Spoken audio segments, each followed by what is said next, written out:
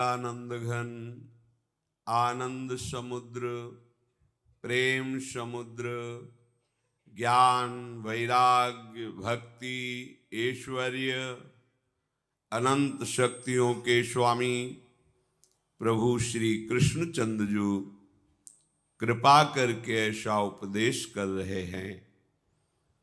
यदि हम श्रद्धा विश्वास पूर्वक श्रवण करें, एकाग्रता पूर्वक महत्व बुद्धि रखकर मनन करें, तो प्रपंच रहित हो जाए। जो प्रपंच है ना, ये सत्संग को एकाग्रता पूर्वक आपने मनन नहीं किया इसीलिए है। कोई महत्व नहीं इस सृष्टि का, ये हमारे प्रभु का खेल है। यहां कुछ सत्य नहीं है। सच्चित आनंद घन मूर्तिमान परब्रह्म परमात्म तत्व अपने आप से अपने आप में खेल रहा है। यही जानने के लिए तुम्हें प्रियालाल ने सत्संग दिया है। ना तू है ना मैं है, एकमात्र ब्रह्म ही ब्रह्म है। परमात्मा कहो, भगवान कहो, ईश्वर कहो, प्यारे कहो, दुलारे कहो, महात्मा कहो, दुरात्मा कहो, ऊंचा नीचा बड़ा छोटा, एकमात्र परमात्मा तत्व है। मनन करो इस विषय का। अणो अणियान महतो महियान, वो अपने आप से खेल रहा है। छोटे से सबसे छोटा वो, महान से सबसे बड़ा महान वो। यदि हम भगवद आज्ञा का अक्षरशः चिंतन करते हुए पालन करें, तो ये माया हमें स्पर्श नहीं कर सकती। दो विभाग हैं, एक है मम माया, एक है ममैवांशो। दोनों के बीच में रेखा खिंची हुई है सच्चिदानंद प्रभु की। दोनों का संचालन प्रभु से ही हो रहा है। दोनों प्रभु के ही अंश हैं और दोनों के बीच में एक खेल रखा गया है। माया विपक्ष में है और ममैवांशों के पक्ष में भगवान की भक्ति है। जो माया के पक्ष में है, उनके हृदय में नाना प्रकार के प्रपंच भावों का सृजन करके अधीन रखती है। जो भक्ति के पक्ष में है, वो नाना प्रकार के सद्भावों का सृजन करके असद भावों का नाश करके एक ही भाव को प्राप्त करा देती है। चाहे वो दास्य भाव, सख्य भाव, वात्सल्य भाव, किसी एक भाव में दृढ़ कर देती है भक्ति। इसलिए प्रत्येक उपासक को सावधानी से निरंतर भगवत चिंतन करते हुए, भगवद वाणी का चिंतन करते हुए अपने समय को व्यतीत करना है। माया का कोई रूप नहीं है कि देखो भाई माया आ गई। वो तुम्हारी बुद्धि में ही बैठी हुई है, तुम्हारे मन में ही उसका प्रभाव है, तुम्हारे अहम स्वीकृति में ही उसका राज्य है। बाहर से भीतर से दोनों जगह उसका प्रभाव है। अगर तुम्हें कोई माया के प्रभाव से बचा सकता है तो मायापति श्री कृष्ण, इनके चरणों का आश्रय लेकर इनके स्मरण में अंतर ना पन्ने पावे। अंतर ही माया है। ध्यान से सुनिए, अंतर ही माया है। माया का स्वरूप क्या है? भगवत विस्मरण करा देना। भक्ति का स्वरूप क्या है? भगवत स्मृति में तन्मय कर देना। माया कैसे प्रभावित करती है? मैं और तू व्यक्ति, पदार्थ, वस्तु, स्थान, घटना से आकर्षित करके। भक्ति कैसे प्रभावित करती है? माया के इस प्रपंच में एकमात्र सच्चिदानंद का विधान मान करके आनंदित होते हुए अब जो होगा महामंगल होगा, मृत्यु भी महामहोत्सव होगी। जय श्री राधे। आगे बढ़ता है वो, पीछे नहीं झुकता। हर प्रपंच के विधान को रौंदता हुआ आगे उपासक बढ़ता है। माया और भक्ति के अंतर को समझिए। माया किसी रूप विशेष का नाम नहीं है, किसी व्यक्ति विशेष का नाम नहीं। जैसे वायु सर्वत्र प्रसार करके प्राणों का पोषण कर रही है, ऐसे सर्वत्र अपने अधीन करके माया हर चराचर को अपने हिसाब से चला रही है, 3 गुणों के प्रभाव से। कोई बिरला ही भाग्यवान श्री हरि की कृपा से, सत्संग के प्रभाव से इस माया को त्याग करके सच्चिदानंद प्रभु को स्वीकार कर पाता है। नहीं तो जो ही तुम इस मार्ग में कदम रखोगे वो आपके सामने जाल फेंक देगी, क्योंकि ये प्रभु की पावर से, प्रभु की शक्ति से शक्तिमान है। साधारण नहीं, किसी देवी देवता की माया नहीं, ये स्वयं श्री हरि की प्रचंड माया है। दैवी हेषा गुणमयी मम माया दुरत्यया।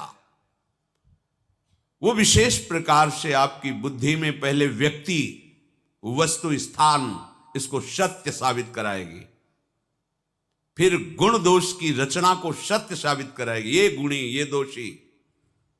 भूल गए कि तुम निकले किसके लिए थे? सच्चिदानंद भगवान का साक्षात्कार करने के लिए, जो संपूर्ण त्रिगुणात्मिका प्रकृति की रचना को बाधित करके एकमात्र भगवती स्मृति में, ये बहुत कठिन विषय है। एकमात्र भगवती स्मृति, बड़े बड़ों से चूक हो जाती है।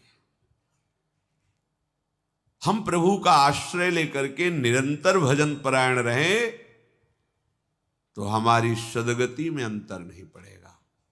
इसीलिए भगवान आगे के श्लोक में संबोधन कर रहे हैं, यम यम वापि स्मरन् भावं त्यजत्यन्ते कलेवरम तम तमेवैति कौन्तेय सदा तद्भाव भावितः। हे कुंती नंदन, ये मनुष्य शरीर प्राप्त करके जो जो क्रियाएं करता है, चिंतन करता है, वो उसके संस्कार पुष्ट होते जाते हैं और अंत काल में पूरे जीवन का जोड़ लगा करके इसकी कितनी पाप प्रवृत्ति रही, कितनी पुण्य प्रवृत्ति रही, उसी के हिसाब से अंतिम चिंतन उसके सामने पेश किया जाता है और वो उसी चिंतन में तदाकार होकर अगली योनि को प्राप्त होता है। अगर कहीं भगवत भजन हुआ है तो ये ना पुण्य है और न पाप है। ये त्रिगुणातीत सच्चिदानंद अविनाशी भगवान का नाम है। अब हिसाब में गड़बड़ी हो जाएगी। जो न्यायाधीश हैं ना वो पुण्य फल की तरफ देख पाएंगे ना पाप फल की तरफ। उनकी दृष्टि भगवान सर्वलोक महेश्वर उनके नाम की तरफ होगी कि इसने नाम जप किया है, ये बचा लेगा आपको। थोड़ा भी नाम जप हुआ है तो अंतिम समय जो चित्र आने वाला आपका है, जो आपकी फोटो खींचने वाली है अगले जन्म की, उसमें भारी पड़ जाएगा नाम, आपको बचा लेगा। अगर उस समय भगवत स्मृति आ गई तो कहना क्या है। अगर नहीं भी आई और कोई संसारिक चित्र आ गया, भजन बहुत कम किया है, दुर्गुण दुराचार बहुत अधिक हुए हैं, तो अगली योनि मिलेगी पर वो महामंगलमयी होगी। जैसे हिरण की योनि मिली पर वो गंडकी नदी में ही अपने शरीर को खड़ा करके भजन कर रहे। चूक हो गई, प्रभु का विस्मरण हो गया, अब नहीं होने देंगे। उस पशु शरीर में वो निरंतर भजन करते हुए शरीर का त्याग किया तो ब्रह्मबोध संपन्न महापुरुष जड़ भरत जी के रूप में उनका प्रादुर्भाव हुआ। भजन कभी नष्ट नहीं होता। प्रभु कह रहे हैं कि जीवन भर जो आप कर रहे हो वही आपकी अंतिम अगले योनि के लिए स्थिति होगी। अंतिम चिंतन के अनुसार मनुष्य को अगली योनि में जाना होता है, ये नियम है।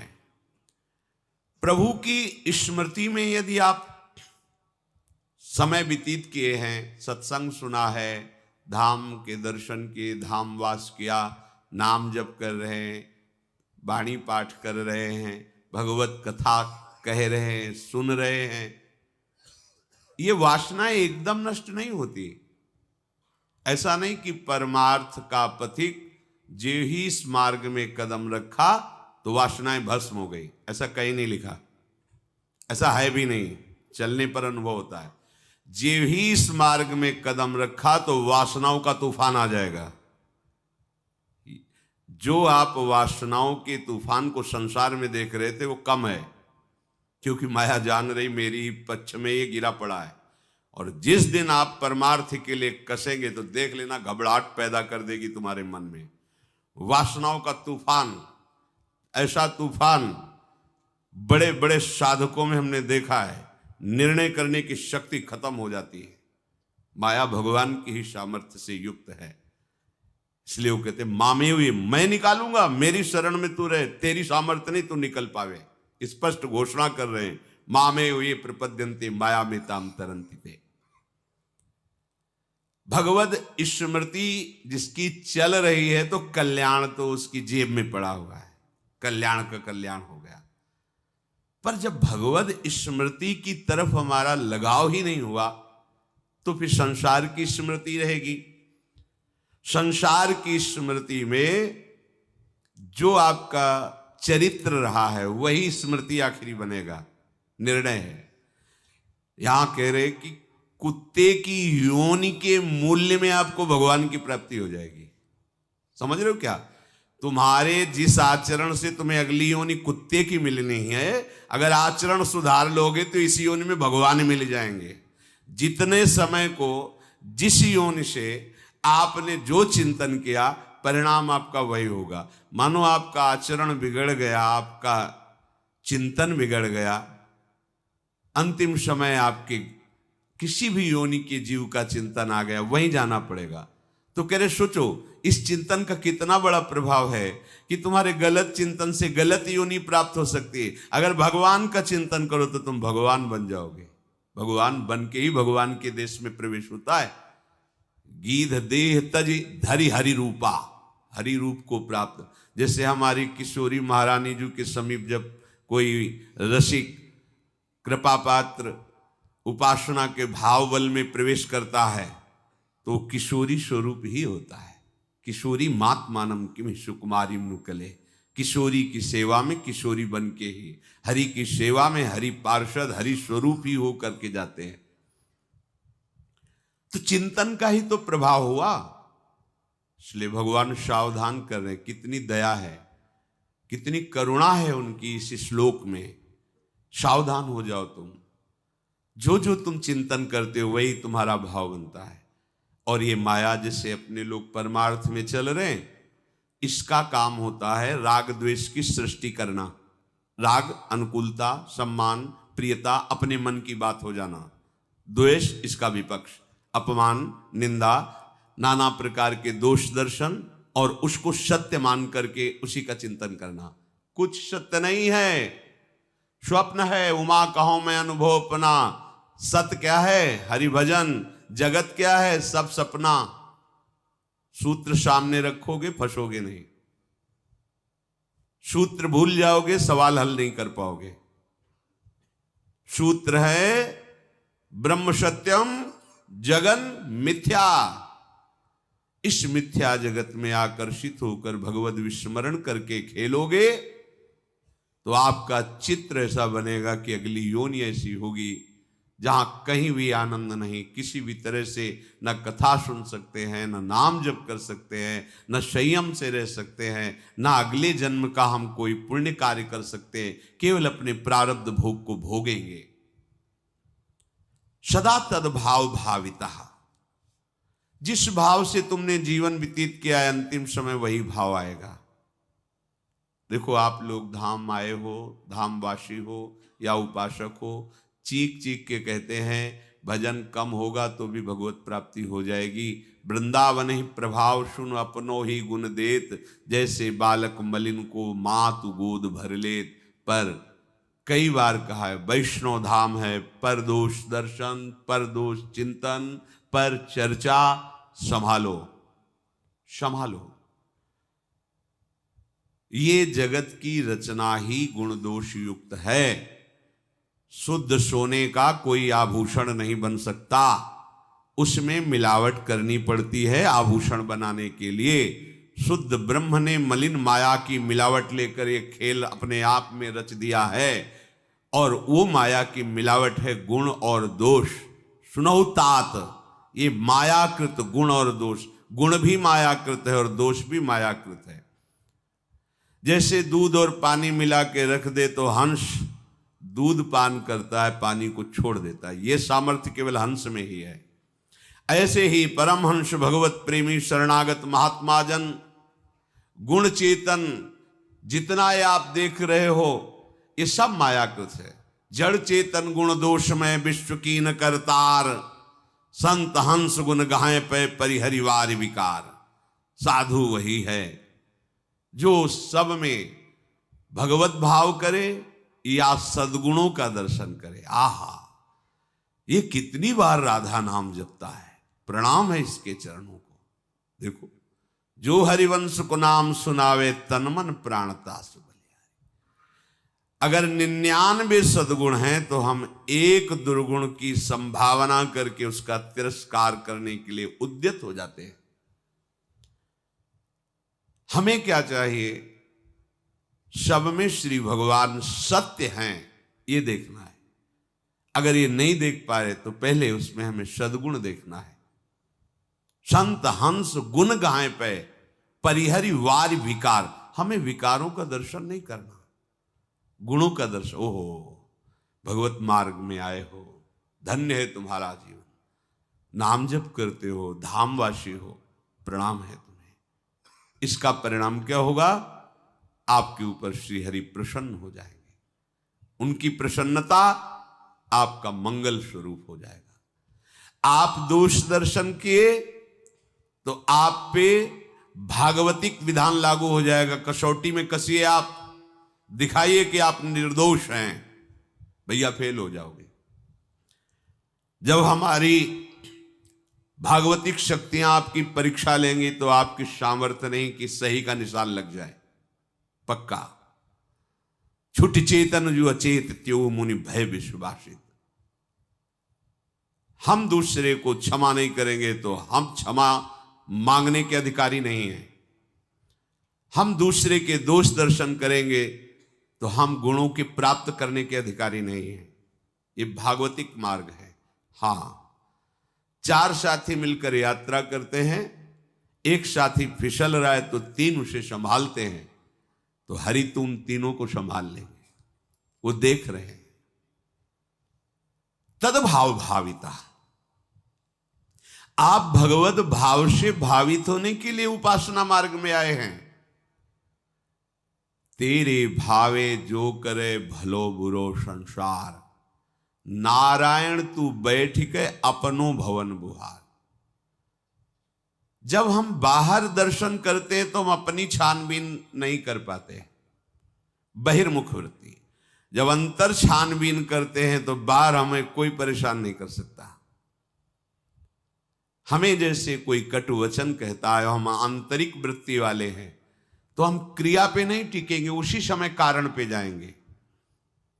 2 बात, इस जो व्यक्ति ने हमें कटु वचन बोला, अपमानित किया, जो हमारे ऊपर दोषारोपण किया, क्या हमारे अंदर दोष है?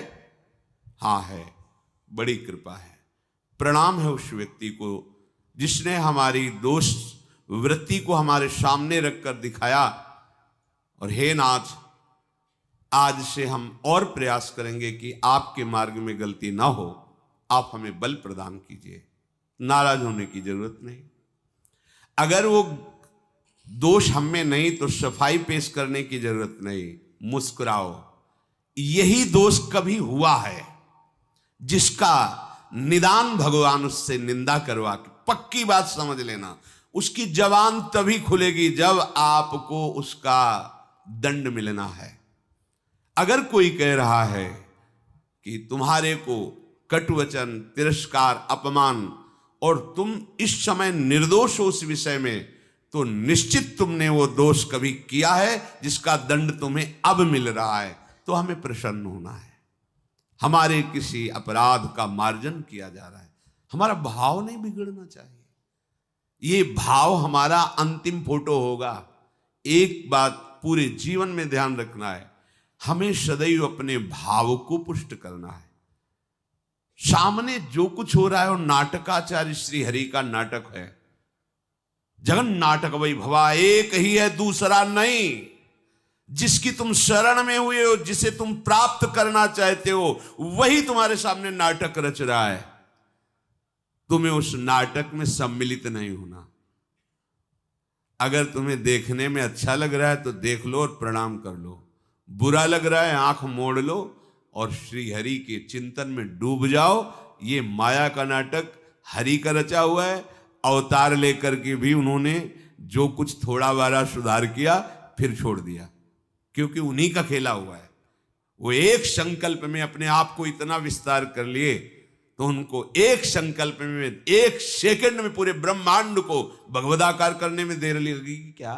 परीक्षित, ये वो श्री कृष्ण हैं जो ब्रह्मा शनकादि का शासन करते हैं। इनके एक संकल्प से त्रिभुवन का कल्याण एक क्षण में हो जाएगा।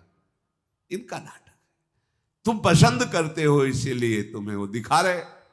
तुम पसंद ना करो तो तुम्हें दिव्य लीला के दर्शन का अधिकार मिल जाएगा।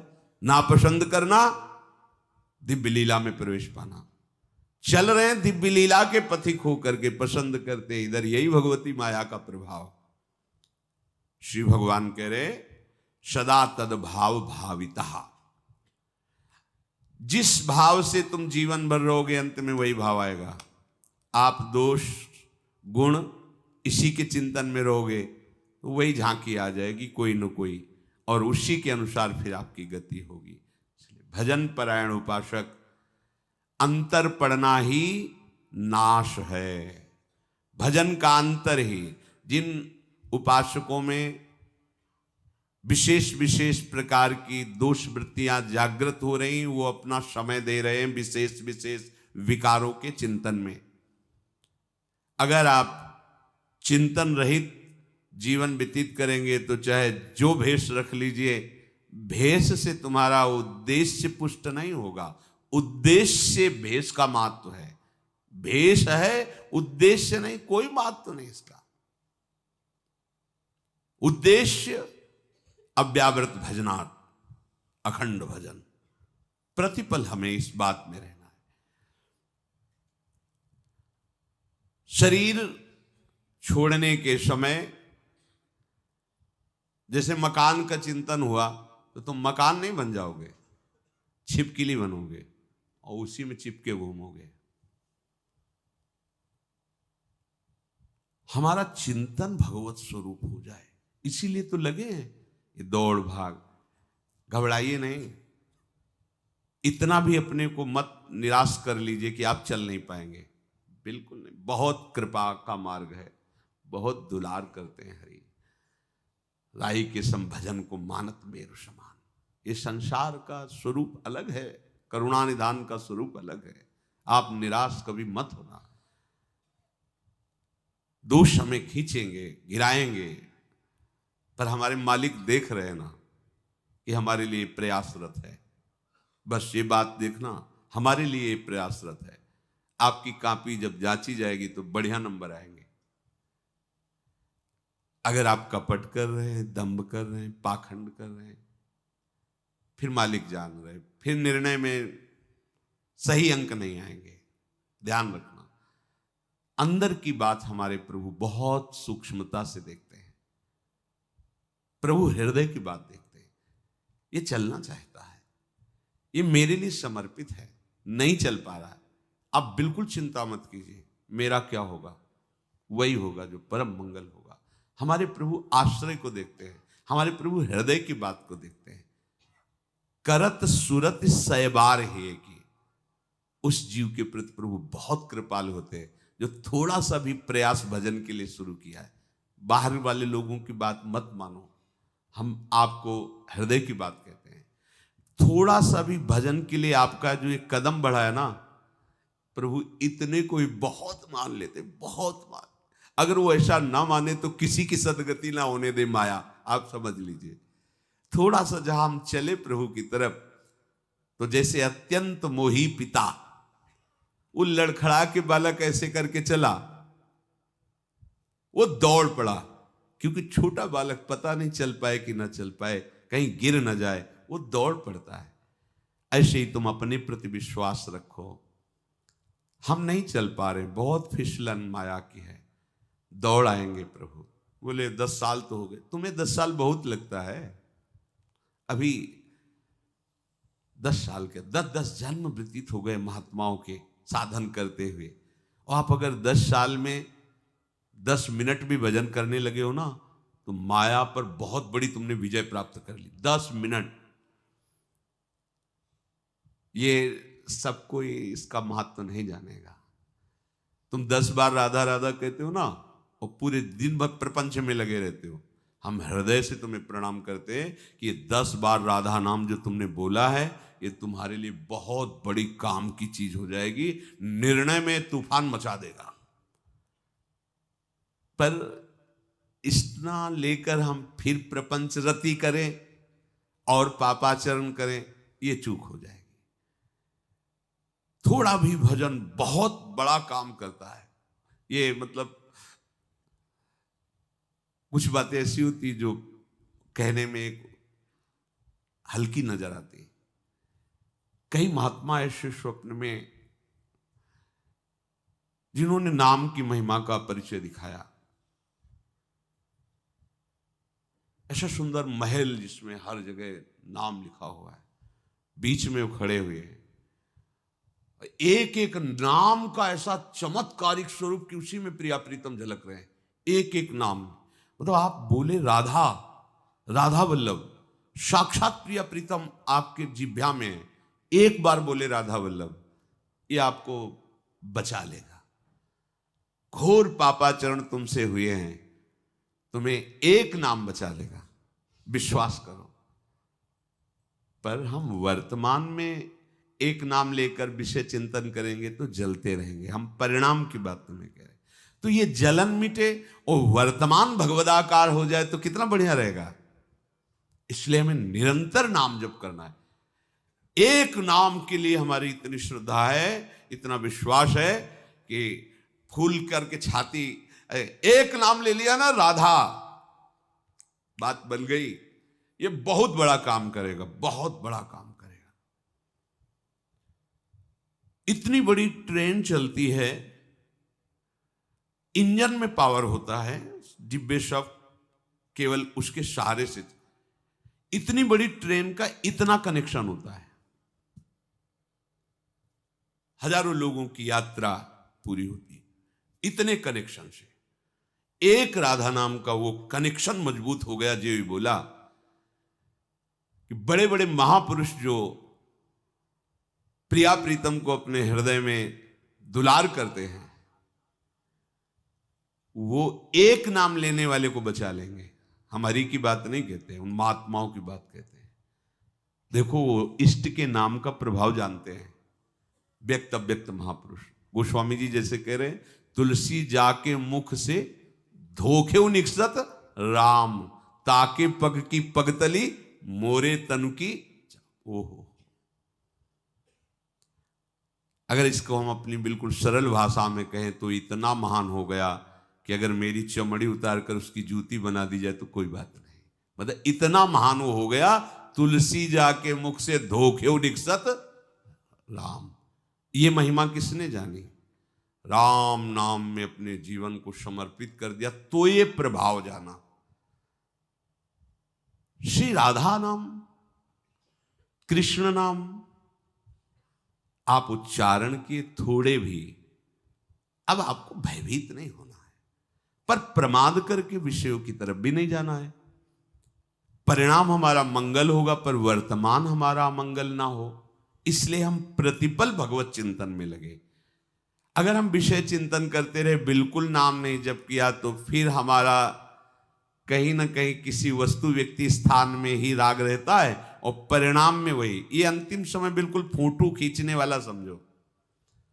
जैसे फोटो खींच रही है और आपने मुंह टेढ़ा कर लिया, आंख बंद कर ली, तो आपकी वैसी फोटो आएगी। बस अंतिम समय फोटो समझो। आपका चित्त जहां है ठीक वही निर्णय, और चित्त वही होगा जो जीवन भर किया। भगवान कह रहे हैं सदा तद्भाव भाविता, जिस भाव से भावित रहे वही अंतिम सीन आएगी। हमें सदैव भगवत भाव से रहना है। हमारा भगवत भाव तभी रहेगा जब हमारे हृदय की भक्ति हर समय प्रकाशित रहे, मंद न पड़ने पावे। देखो, बड़ी कृपा से भक्ति का बीज हृदय में आता है, फिर बीज अंकुरित होता है, फिर वो पौधा है, फिर वो वृक्ष बनता है। जब वृक्ष रूप में हो जाए तो फिर कोई परेशानी नहीं रहती। अब जैसे अंकुरण हुआ है और अगर बकरी मुंह मार दे, गया। बट वृक्ष का बीज और अजवाइन का बीज एक ही जैसा होता है, पर अजवाइन इतनी बड़ी पौधे में होती है, और बट वृक्ष जब अपना रूप धारण करेगा तो हाथी भी बांध दिया जाए तो उसे नहीं उखाड़ पाएगा। बड़ा विशाल बट वृक्ष। भक्ति का बीज अंकुरण होता है, उसको सींचते हैं और उसकी बाढ़ करते हैं। भक्ति की अगर बाढ़ के द्वारा रक्षा न की गई तो माया बकरी चुन जाएगी, आहार कर। और बकरी का चरा हुआ पौधा मुश्किल ही किनगा देता है, दोबारा अंकुरित होने में बहुत। ये माया बकरी जब तुम्हारे भक्ति पौधे को चर जाएगी तो तुम्हारे अंदर नास्तिकता आ जाएगी। कुछ नहीं, सब नाटक, सब ड्रामा देख लिया, अरे हम भी सेवा में रहे, हम जानते हैं सब। क्या जानते हो तुम? अगर तुम जान गए होते तो यही जानते कि प्रभु के सिवा कुछ नहीं है। क्या जाना? अपने बुद्धि के विषय को, प्रपंच को जाना, और क्या जाना तुमने? बकरी चरेगी तो पौधा में अंकुरण होने की शक्ति क्षीण हो जाएगी। ये माया बकरी है।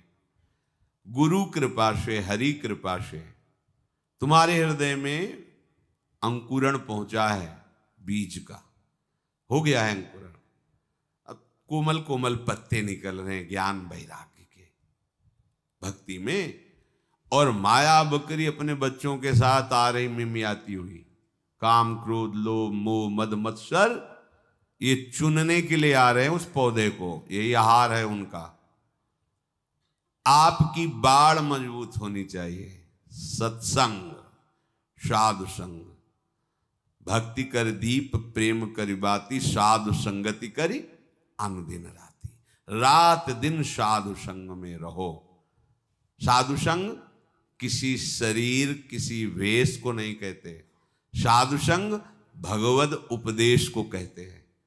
जो महापुरुष जन भगवत चिंतन में तन्मय, उनकी वाणी के अनुसार चल रहे हो, रात दिन साधु संग कर रहे हो।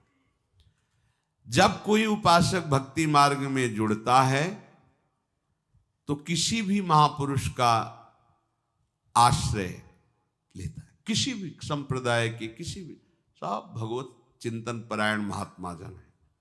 जब आश्रय लेता है तो उसे आनंद की अनुभूति होती है। आश्रय से उसके अंदर त्याग वृत्ति प्रकट होती है। त्याग ही वैराग्य रूप धारण करता है। ये यात्रा उनके आश्रय से हुई। अब उस आश्रय से नजदीकता बढ़ती है, प्रियता बढ़ती है। जहां नजदीक और प्रिय हुआ, अब माया आखिरी जाल डालती है।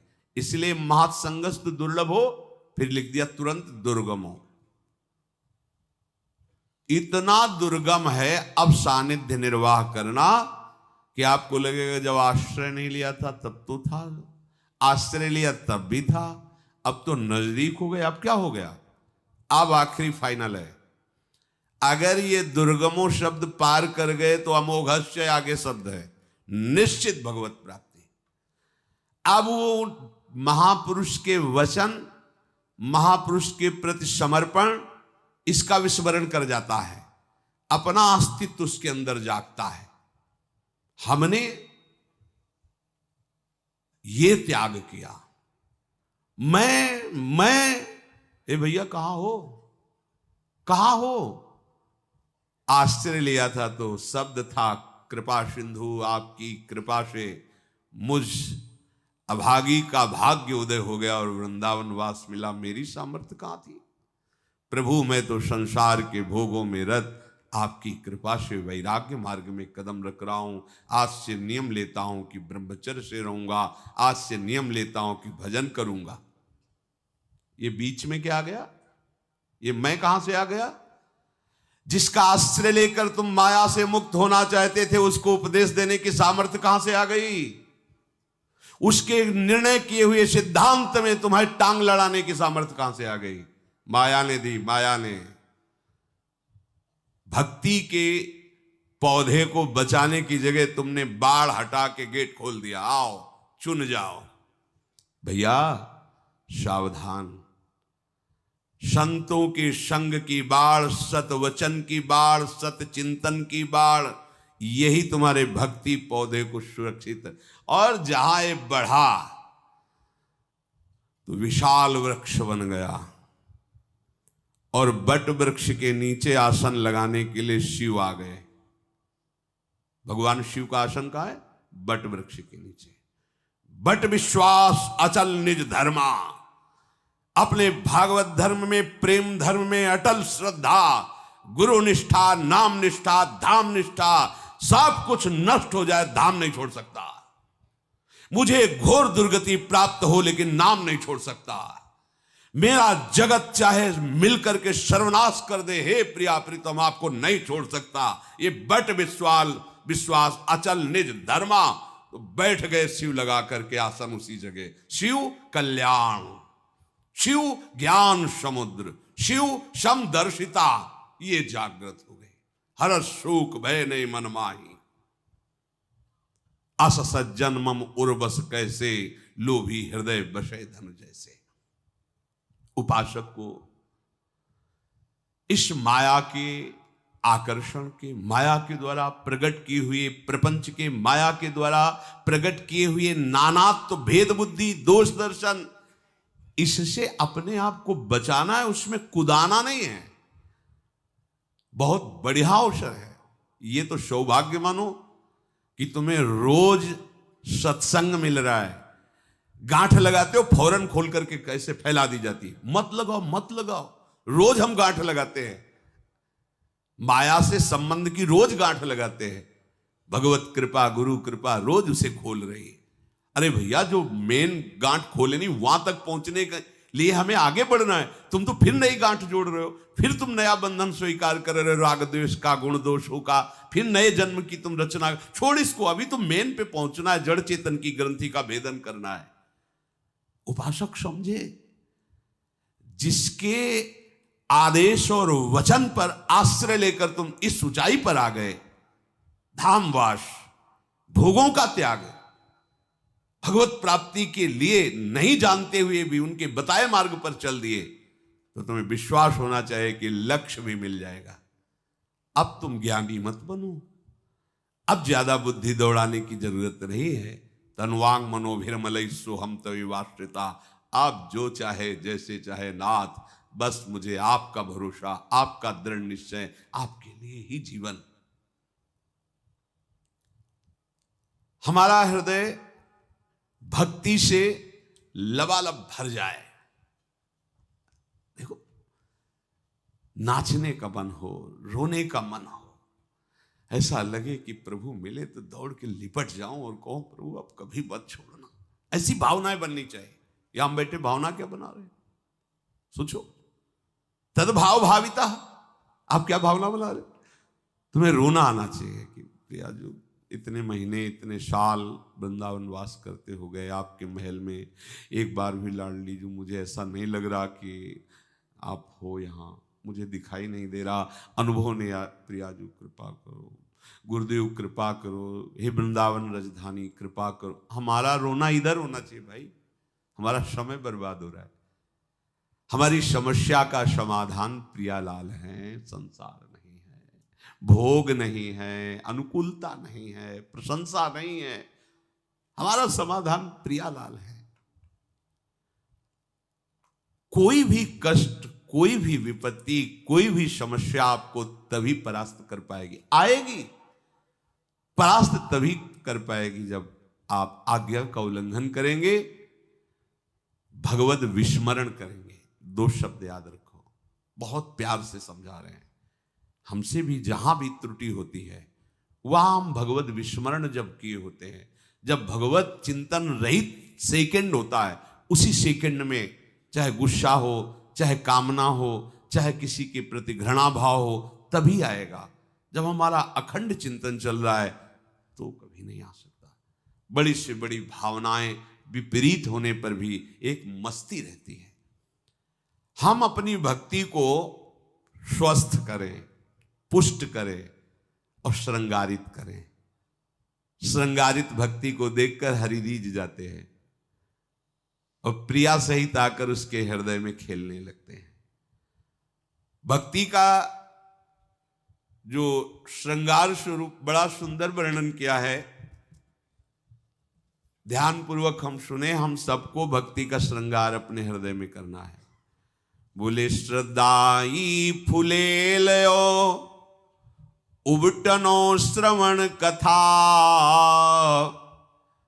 मैल अभिमान अंग अंगनी छुड़ाइए, मनन सुनीर अनवाई अंगुछाई दया,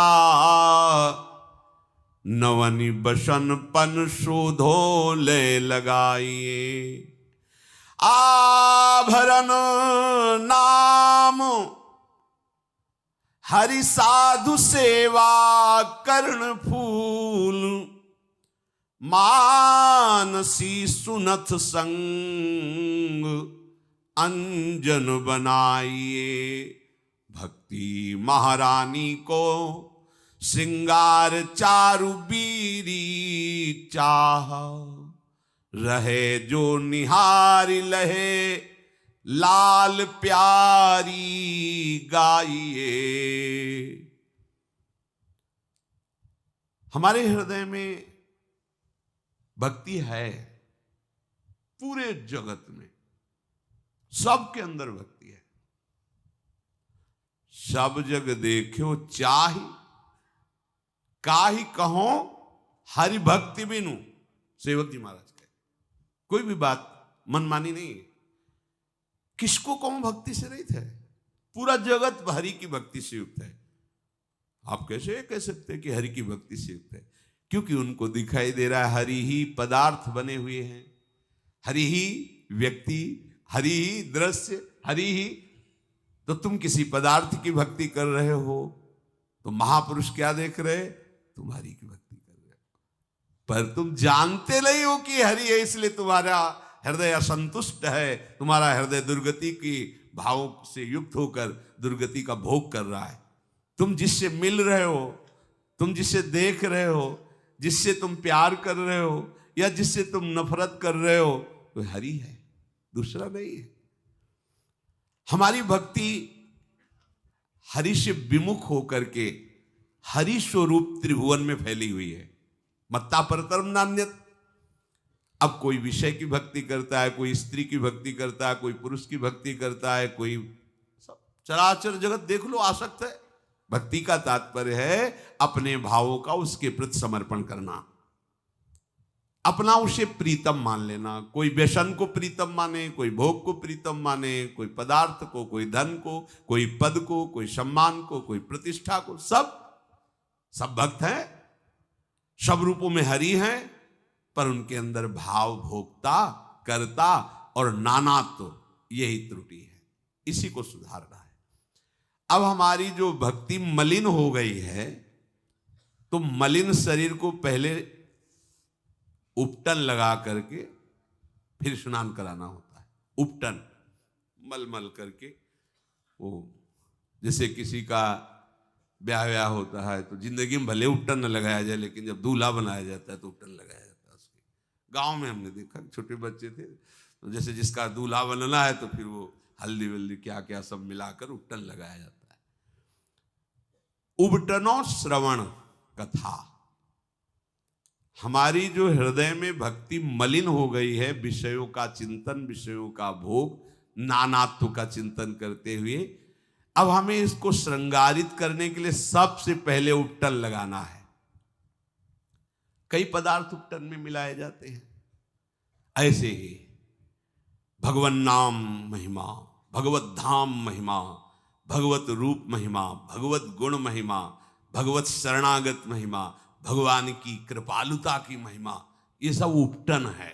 मिला के श्रवणेन्द्रिय से जो हम भगवत यश रोज सुनते हैं, ये उपटन का काम करता है। हमारे हृदय में जाके भक्ति के अंग अंग के मल को छुड़ा देता है, अर्थात भक्ति निर्मल होने लगती है। उपटन जैसे रोज कथा, रोज सत्संग, आप देखो रोज थप्पड़ पड़ते हैं अपने हृदय में, रोज चोट लगती। हाँ, रोज सावधान। अगर सत्संग न सुनो ना तो फिर आपके अंदर जो प्रपंच की बीज हैं वो अंकुरित होते रहे। सत्संग सुनो तो रोज ऐसा लगता है कि हमारे लिए ही सिर्फ बोला जा रहा है। आप देखना गौर से, सत्संग की ऐसी महिमा है कि आप जहां गलत हो वही शब्द आपके अंदर जाके चोट पहुंचाएगा और लगेगा कि घुमा के हम ही को समझाया जा रहा है। आज का सत्संग तो सिर्फ हमारे पर बोला गया है, ऐसा आपको अनुभव होगा। जितनी भगवत चर्चा है मानो मिला हुआ ये उपटन है। कभी उनकी रूप माधुरी, कभी गुण माधुरी, कभी नाम महिमा, धाम महिमा, संत महिमा, ये सुनना। ऐसा लोभ होना चाहिए सत्संग का जैसा है।